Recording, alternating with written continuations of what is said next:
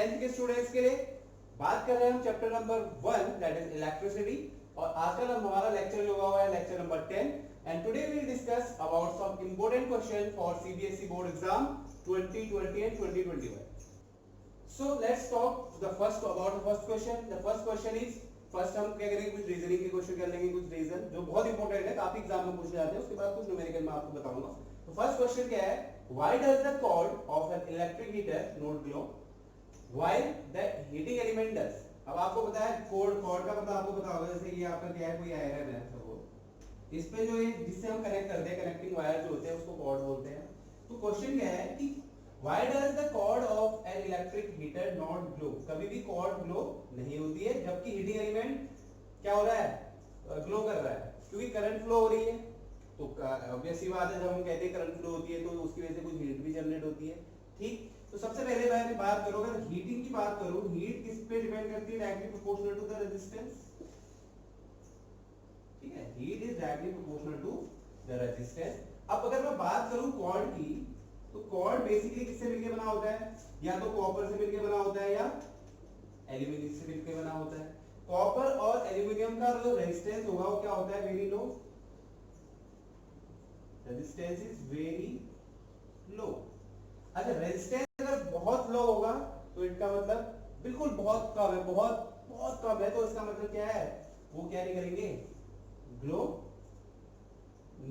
Not glow नहीं करेंगे. क्यों नहीं करेंगे क्योंकि अगर रेजिस्टेंस बहुत कम है तो हीट भी क्या होगी बहुत कम क्या होगी प्रोड्यूस होगी. ठीक है तो it means it will not glow. And while if we talk about the heating element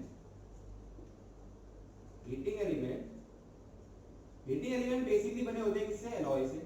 अब एलॉय से क्यों बने होते हैं स्पेशल चीज है क्योंकि जो एलॉय का रेजिस्टेंस होता है बहुत क्या होता है हाई होता है.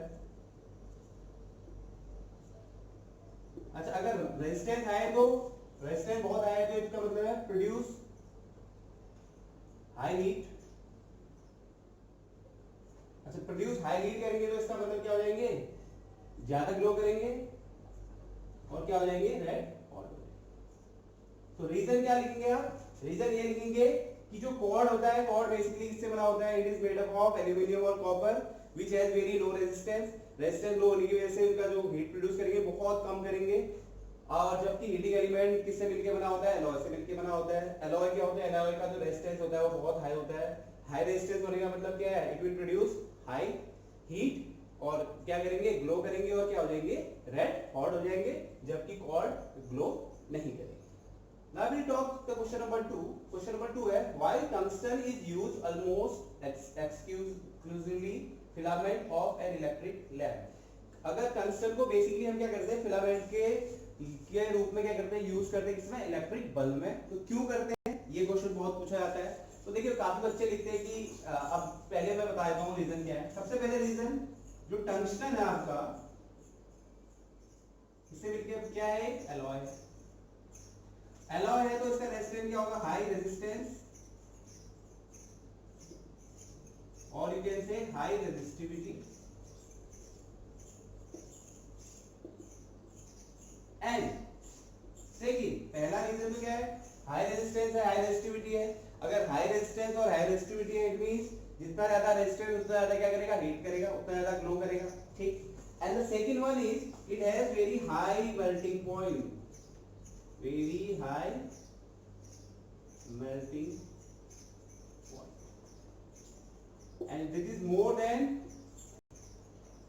मतलब 3400 डिग्री सेल्सियस से ज्यादा क्या होता है इसका मेल्टिंग पॉइंट होता है. अब इसका मेल्टिंग पॉइंट ज्यादा होने का मतलब है कि अगर मान लो कितनी बहुत ज्यादा मेल्टिंग पॉइंट होने का मतलब अगर ज्यादा से ज्यादा हीट क्या होगी अगर जनरेट भी होगी प्रोड्यूस भी होगी तब भी वो जो टंगस्टन है वो क्या नहीं होगा मेल्ट नहीं होगा क्योंकि उसका जो मेल्टिंग पॉइंट है बहुत ज्यादा है. तो रीजन क्या है basically high resistance and high resistivity and very high melting point. काफी बच्चे क्या करते हैं वो ना मेल्टिंग पॉइंट लिखते हैं ना हाई रेजिस्टेंस लिखते हैं सीधे कुछ और अलग अलग रीजन देने लगते हैं. तो आपको याद रखना कि टंगस्टन यूज करने का जो बेसिक क्यों हम यूज करते हैं वो है first it has high resistance और resistivity and the second one है it has very high melting point that is more than 3400 degree Celsius. तो ये रीजन है कि इसको हम किसके तौर पे यूज करते हैं as a filament in the electric bulb. Now we have another question. Why are the conductors of electric heating devices such as bread toaster and electric iron made up of alloy rather than pure metal? जो भी हम electric आपके पास electric heater है या आपके पास electric iron है, आपके पास bread toaster है, उसमें भी जो भी कंडक्टर लगी रहती है, कंडक्टर का मतलब जो वायर लगी रहती है, जो हीट जिसमें हीट प्रोड्यूस होती है, तो कह रहा है क्वेश्चन है कि why it is made up of only क्या अलॉय का ही क्यों बना होता है, प्योर मेटल का क्यों नहीं बना होता है? तो सिंपल ही बात है, एलॉय की अगर मैं बात करूं, एलॉय की स्पेशलिटी क्या है? It has high resistance first, high resistivity we can say, and almost all of that alloy have very high melting point. Okay, they have high resistivity, alloy have high resistivity as well as high melting point. While if we talk about pure metal, it has very low resistivity. ठीक है, बहुत कम क्या है इसकी resistivity है, और melting point भी क्या होगा इसका? Very low melting point. ठीक, अब ऐसे हम क्या कर रहे हैं, इसको कंडक्टर के फॉर्म में अगर यूज कर रहे हैं ब्रेड टोस्टर में, इलेक्ट्रिक आयरन में, तो क्या होगा? अगर अलॉय यूज करेंगे तो हाई रेजिस्टिविटी है, तो it means it will produce more heat, and अगर इसका मेल्टिंग पॉइंट भी क्या है? बहुत हाई है, तो इसका मतलब है बहुत जल्दी ये जो वायर है कंडक्टर लगा है मेल्ट नहीं होगा। बहुत मैंने आपको जैसे बताया टंगस्टन के लिए बताया, टंगस्टन का जो मेल्टिंग पॉइंट होता है मोर देन 3400 डिग्री सेल्सियस। तो इतना ज्यादा मेल्टिंग पॉइंट होगा तो इतना ज्यादा हीट को, टेम्परेचर को क्या कर सकते हो? बर्दाश्त कर सकते हैं। ठीक है, तो इसलिए वो क्या नहीं करेंगे ना, मेल्ट होंगे और ज्यादा हीट प्रोड्यूस करेंगे। अगर बात करूं प्योर मेटल की, तो प्योर मेटल का जो रेजिस्टिविटी होती है या रेजिस्टेंस होता है वेरी लो होता है, बहुत कम होता है, बहुत कम होता है, तो बहुत बिल्कुल नेग्लिजिबल हीट क्या करते हैं? प्रोड्यूस करते हैं, और उनका मेल्टिंग पॉइंट भी क्या होता है? बहुत लो होता है, और वो जल्दी क्या हो जाते हैं? मेल्ट हो जाते हैं। इसलिए कौन सा अच्छा है?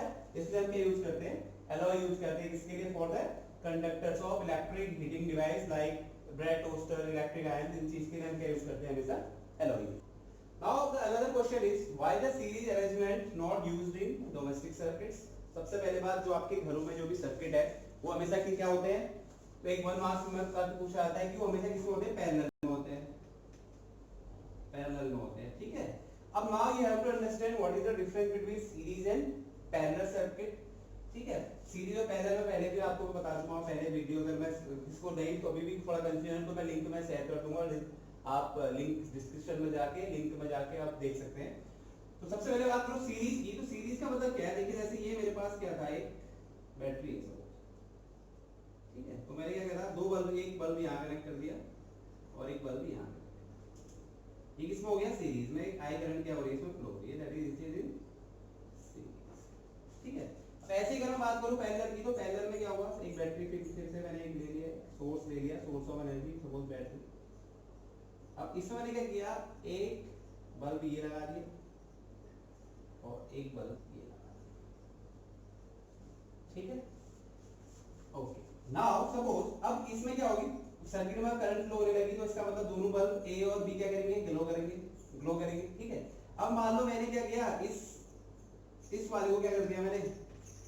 ओपन कर दिया, मतलब ऑफ कर दिया। ठीक है, बल्ब ए को क्या कर दिया? ऑफ कर दिया। ऑफ कर दिया तो क्या हो गया? Open circuit. अब क्या इस पूरे सर्किट, अब बी में क्या करंट फ्लो होगी या बी ग्लो करेगा? बिल्कुल ग्लो नहीं करेगा। ठीक, लेकिन अब बात करूं मैं किसकी? पैरेलल की। पैरेलल में क्या है? ए और बी दो बल्ब लगे हुए हैं। अब सपोज मैं यहाँ पे क्या करता हूँ, अगर मैं बी को ऑफ भी कर दूं, बी को मैंने क्या, ए को मैंने क्या कर दिया? ऑफ। ठीक है, तो ये ओपन सर्किट तो बन गया, लेकिन इस केस में क्या बी में बी का बी बल्ब ग्लो करेगा? बिल्कुल करेगा, क्योंकि ये वाला सर्किट क्या हो जाएगा? कंप्लीट हो जाएगा, तो यहाँ पे बी बल्ब क्या करेगा? ग्लो करेगा। ठीक है, या अगर मैं क्या करूं, बी को अगर मैं क्या करूं? ऑफ कर दूं और ए को क्या कर दूं? ऑन ही रहने दूं, तो क्या ए ग्लो करेगा? बिल्कुल ग्लो करेगा, क्योंकि ये वाला सर्किट कंप्लीट हो जाएगा, तो ये क्या करेगा? ग्लो करेगा। इसका मतलब है अगर मैं दोनों में से अगर एक भी ऑफ कर रहा हूं तो दूसरा तो जल रहा है। ठीक है, या दूसरे को ऑफ कर रहा हूं तो पहला तो जल रहा है। ठीक, लेकिन अगर बात करूं सीरीज की, तो सीरीज में अगर ए को ऑफ कर दूंगा तो बी नहीं जलेगा, बी भी नहीं जलेगा, अगर बी को ऑफ कर दूंगा तो ए भी नहीं जलेगा। इसका मतलब अगर एक को भी मैं ऑफ करता हूं तो दोनों काम नहीं करेंगे। अब हम घरों में सीरीज को क्यों यूज नहीं कर सकते? सपोज आपने क्या किया, लाइट का जो बटन है वो क्या कर दिया? ऑफ कर दिया। अगर आप लाइट का बटन ऑफ करोगे तो अगर वो सीरीज में होंगे तो क्या होगा, फैन भी ऑफ हो जाएगा, आपका टीवी भी ऑफ हो जाएगा, सब कुछ जो भी उससे जुड़ा हुआ है सब क्या हो जाएगा, ऑफ हो जाएगा। क्यों, कब होगा, जब ये सीरीज में लगे होंगे। एक बटन में सब कुछ ऑफ हो जाएगा, ठीक है। तो ये पॉसिबल नहीं है क्योंकि हम हर चीज के लिए अलग अलग बटन दिए गए हैं, ठीक। इसलिए हम क्या करते हैं, उनको यूज करते हैं, ताकि अगर मुझे लाइट ऑफ करनी है तो मैं लाइट को तो ऑफ कर लूं, लेकिन टीवी देखना चाहो तो टीवी देख सकता हूँ, फैन चालू रखना चाहो तो फैन चालू रख सकता हूँ। और ये कब पॉसिबल है, जब हमने क्या कर रखा है, सर्किट क्या हो हमारा, पैरेलल कॉम्बिनेशन में हो, ना कि series combination. Now the another question is, how does the resistance of a wire vary with its area of cross section? अब एरिया ऑफ क्रॉस सेक्शन और रेजिस्टेंस में किसी भी वायर का क्या रिलेशन है।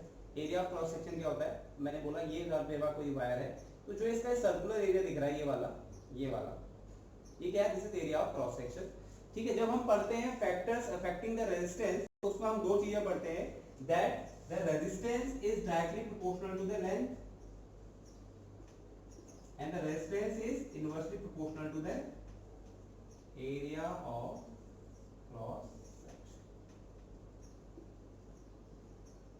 इसका मतलब क्या है, अगर लेंथ बढ़ेगी, if we increase the length, ये ऊपर का मतलब इंक्रीज हो रही है, अगर किसी वायर की अगर लेंथ बढ़ रही है तो इसका मतलब क्या होगा, उसका रेजिस्टेंस भी क्या होगा, बढ़ेगा। And in the case of inversely proportional, अगर किसी वायर का एरिया ऑफ क्रॉस सेक्शन क्या हो रहा है, इंक्रीज हो रहा है, तो ये क्या है, इनवर्सली है, इनवर्सली रिलेशन में है। इसका मतलब अगर एक बढ़ रहा है तो दूसरा घटेगा, और दूसरा घट रहा है तो पहला क्या होगा, बढ़ेगा। तो यहाँ पे क्या हो रहा है, area of cross section increase हो रहा है तो उसका रेजिस्टेंस क्या होगा, डिक्रीज होगा, ठीक है। तो क्वेश्चन है, how does the resistance of wire vary with its area of cross section. तो what is your answer, the resistance is inversely proportional to the area of cross section.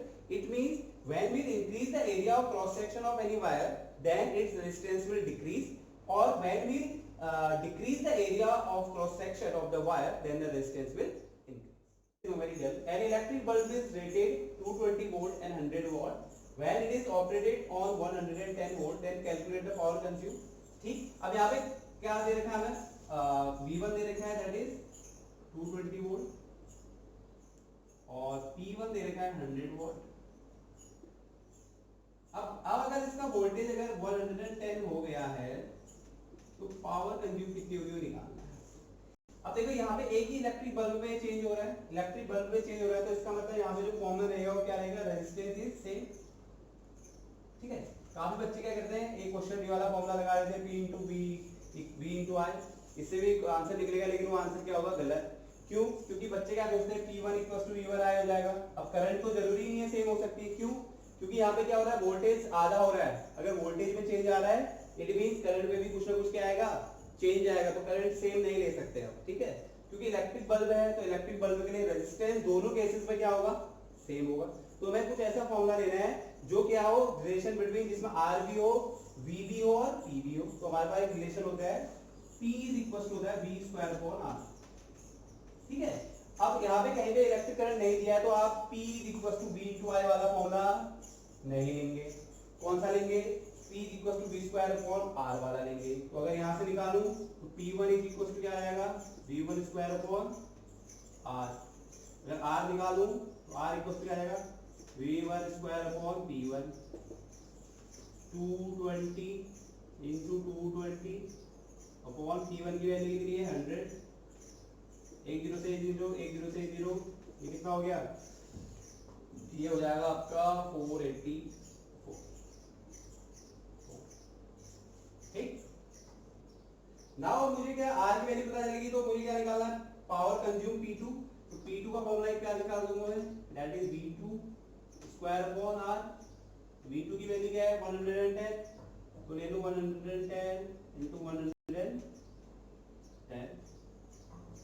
Upon 484, ठीक हो गया। तो 11 से डिवाइड कर दूं, 4 से 44, फिर 11 से डिवाइड कर दूं तो 4 आ गया। यहाँ 10 बच गया, यहाँ 10 बच गया, तो क्या आ गया, 10 into 10 upon 4, 5 into 5 25। So the power consumed on when we the value of V is 110 volt, in that case the power consumed will be 25 watt, Now in the given I have a circuit, okay, then I have to calculate the total resistance in the circuit and the total current. ठीक, तो अगर यहाँ पे देखो, अगर इसको solution करूँ तो आप देखेंगे यहाँ पे 10 और 40 जो क्या है ये पैरेलल में है, so 10 ohm and 40 ohm are in parallel.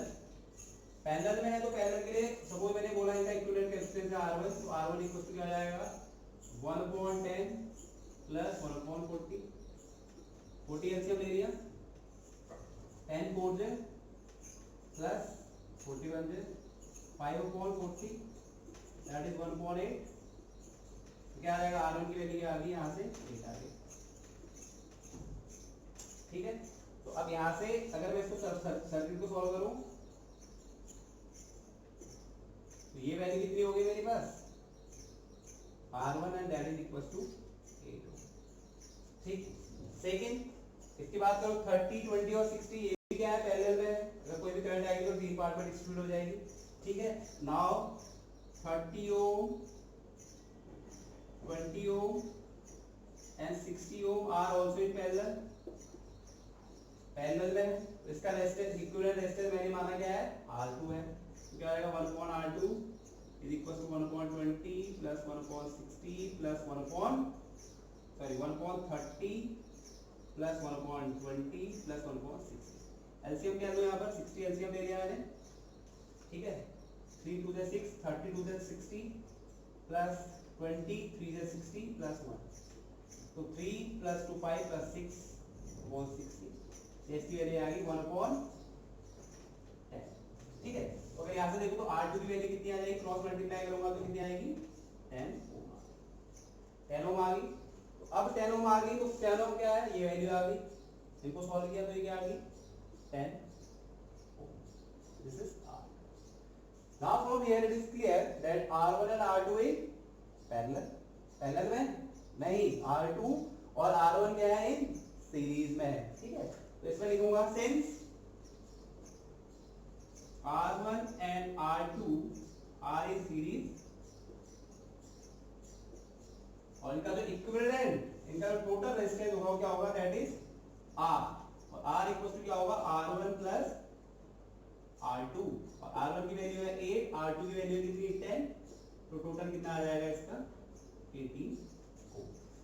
तो यहाँ पर जो टोटल रेजिस्टेंस हो गया सीरीज कॉम्बिनेशन क्या आ गया 18 ओम आ गया। सेकंड क्या पूछा गया टोटल करंट, तो टोटल करंट इक्वल टू क्या आ जाएगा second total current I equal to क्या होता है V/R, V क्या दे रखा है यहाँ पर 12 वोल्ट दे रखा है, तो क्या आएगा 12/18 डिवाइड करो तो ये कितना आ गया 0.67 क्या आ गया एम्पियर क्या आ गया is the amount of current. So now this is also a very important question which contain 3 और 5 marks. Two lamps, one rated 100 watt and 220 volt, and other is 60 watt and 220 volt. Okay, are connected in parallel to an electric main supply. Then what current is drawn from the line, or if the supply voltage is 220? ठीक, देखो फिर से मैं एक बार आपको बता रहा हूँ, यहाँ पे करंट मुझे नहीं दी हुई है, तो फॉर्मूला में कौन सा यूज करूंगा P V²/R करूंगा, ना कि P = V × I। कुछ बच्चे क्या करेंगे P = V × I निकालेंगे, यहाँ से I1 निकालेंगे, यहाँ से क्या निकालेंगे I2 निकालेंगे, I1 और I2 को ऐड कर लेंगे, बोलेंगे आंसर आ गया। हो सकता है आंसर जो आ रहा है वो ही आ जाए, लेकिन ये मेथड क्या गलत है, इसको सही नहीं माना जाएगा, क्योंकि मैंने आपको बोला है कि यहाँ पे करंट की वैल्यू नहीं दी है। करंट नहीं दिया है मींस आपको क्या फॉर्मूला लगाना है, रेजिस्टेंस वाला फॉर्मूला लगाना है, क्योंकि देखिए जैसे दो लैंप है तो पहले लैंप के लिए रेजिस्टेंस फिक्स होगा, दूसरे रेजिस्टेंस के लिए, दूसरे बल्ब के लिए, लैंप के लिए भी रेजिस्टेंस क्या होगा फिक्स होगा। हो सकता है करंट अगर वोल्टेज चेंज हो रहा है तो पावर चेंज हो रही है तो करंट क्या हो फ्लक्चुएट कर सकता है। तो इसलिए हम कौन सा फॉर्मूला लेंगे हमेशा P = V²/R वाला। तो हमें क्या क्या चीजें दी है देख लो पहले, हमें दे रखा है P1 दे रखा है 100 वाट एंड P2 दैट V1 दे रखा है आपका 220 वाट। यहाँ से मैं क्या निकाल लूं R, अब रिलेशन क्या हो जाएगा P1 = V1²/R1, तो यहाँ से R1 क्या आ जाएगा दैट इज V1²/P1, और V1 की वैल्यू क्या है 220 × 220/100, 1 0 1 0 1 0 से कैंसिल, तो क्या बच गया R1 की वैल्यू क्या आ गई मेरे पास 8484। This is R1। सेकंड मुझे क्या दे रखा है यहाँ पर, अब दे रखा है पावर कितनी होगी, पावर कितनी होगी आपकी 60 वॉट होगी, और इसके लिए जो वोल्टेज है तो वो क्या हो जाएगा V2 220 वोल्ट। इसके लिए भी रेजिस्टेंस सपोज मैंने बोला R2 है, इसको निकालना पड़ेगा, तो R2 आ जाएगा V2 का स्क्वायर अपॉन V2। V2 की वैल्यू क्या है 220 इंटू 220 अपॉन 60। एक जीरो से एक जीरो कैंसिल, 2 से डिवाइड किया तो क्या हो गया 11 हो गया, और ये आ गया 3। ठीक, और इसको क्या कर दूं, अब 0 से 0 कैंसिल हो गया, 11 बच गया, तो इससे इसको मल्टीप्लाई करूं तो क्या होगा, 0 तो 0 रहा, 11 2 से 22, 11 2 से 22 इन 23 आ गया, 23 अपॉन 3 आ गया। This is the value of R। ठीक है, तो इसको अगर R2 की वैल्यू आ गई 2420/3 और इसकी वैल्यू क्या आ गई 206.6 ओम। एक चीज सिर्फ इतना ही क्वेश्चन होता है, सपोज इतना क्वेश्चन होगा, 2 lamp are rated this and this are connected. ठीक है, तो इसमें क्वेश्चन आ जाता है कि which bulb glow more brighter, दोनों में से कौन सा बल्ब दिया, कौन सा लैंप ज्यादा ब्राइटर क्या करेगा, ग्लो करेगा, वो भी क्वेश्चन बनता है ऐसे। तो देखो आप यहाँ पे जो R2 है इज ग्रेटर देन क्या है R1, क्योंकि R1 की वैल्यू है 484 और R2 की वैल्यू क्या है 806.6 ओम। तो R2 is greater than R1, तो जिसका रेजिस्टेंस ज्यादा होता है वो ज्यादा हीट प्रोड्यूस करते हैं। तो कौन सा बल्ब लैंप 2 वाला क्या कर रहा है, ज्यादा हीट प्रोड्यूस करेगा क्योंकि उसका रेजिस्टेंस ज्यादा है, तो इसलिए बल्ब लैंप 2 सेकिंग जिसमें पावर क्या है 60 वॉट है और वोल्टेज 220 वोल्ट है, वो ज्यादा क्या करेगा, ग्लो करेगा। ठीक, अब देखिए यहाँ पे क्वेश्चन क्या है, एक क्वेश्चन ये भी बनता है इससे, अगर आप बनाना चाहे तो इसमें बोलेंगे 2 दे दिया, आप बोलेंगे विच बल्ब या विच लैंप ग्लो ब्राइटर, तो कौन सा bulb 2 will glow much brighter than in compare to bulb 1। Okay, लेकिन यहाँ पे क्वेश्चन क्या है, आर कनेक्टेड इन पैरेलल, फिर हमें क्या निकालना है, यहाँ पे करंट की वैल्यू निकालनी है। अब R1 और R2 किसमें है, जुड़े हुए पैरेलल में, तो पहले हम इनका क्या निकालेंगे, equivalent resistance. Now since the two lamp are connected in parallel, so their parallel combination में क्या आ जाएगा, 1/r इज इक्वल टू क्या आ जाएगा 1/848 प्लस 1/806.6। ठीक है, इनका एलसीएम लूंगा और फिर इसको सॉल्व करूंगा, तो इसकी जो वैल्यू आती है वो कितनी आती है, अराउंड आएगी आपके पास r इज इक्वल टू 302.5, इसकी क्या आती है, वैल्यू आती है। तो this is the value of r। ठीक है, अब आपके पास r मिल गया, टोटल इक्विवेलेंट रेजिस्टेंस मिल गया, पावर वोल्टेज क्या है, सप्लाई की 220 वोल्ट है। ठीक है, कितनी है 220 वोल्ट है। तो अब हमें क्या निकालना है, करंट, तो करंट का फॉर्मूला क्या होता है, current is equal to I is equal to क्या होता है, V अपॉन R।